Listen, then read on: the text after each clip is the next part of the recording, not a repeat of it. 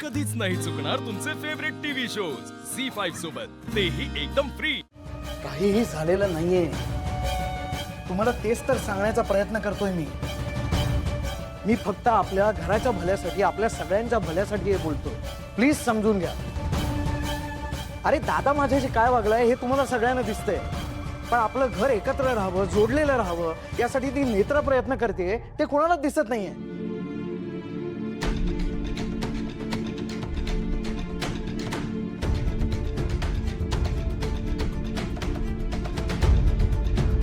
नेत्रा, कोणाला काय वाटायचं ते वाटो, हे घर एकत्र राहावं, जोडलेलं राहावं यासाठी जे काही प्रयत्न करतेस ना ते यशस्वी व्हावेत अशी मी मनापासून इच्छा व्यक्त करतो।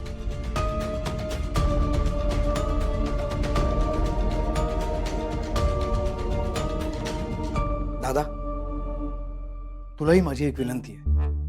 आम्ही सगळेच तुझ्याशी खूप वाईट वागलो, पण मोठ्या मनाने तू ते माफ करावंस।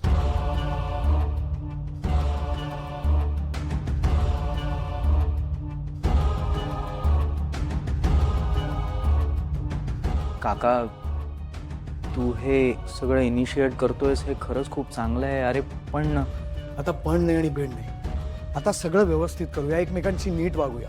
आजपासून नव्हे, आत्तापासून सगळ्यांनी दादाशी नीट वागायचं। दिस इज फायनल।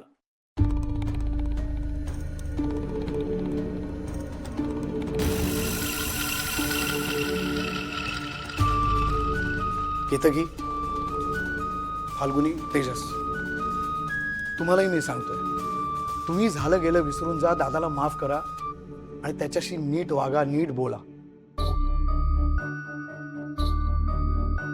काका,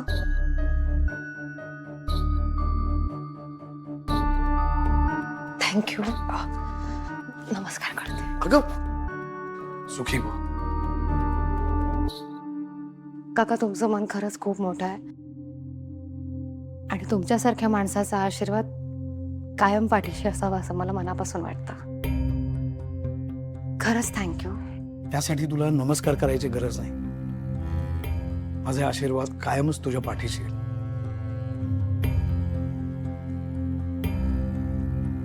माझ्या मुलीसारखी आहेस ग तू, सुखी राहा।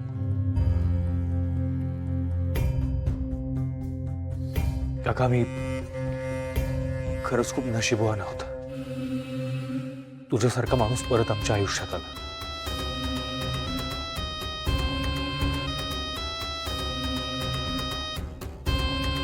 चला छान एकत्र जेवूयात सगळे।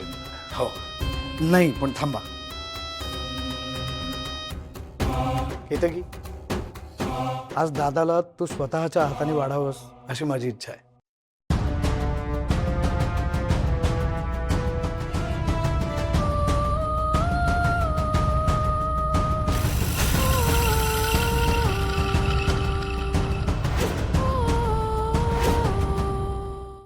झी5 ॲप डाउनलोड करा आणि पहा सर्व एपिसोड्स एकदम फ्री।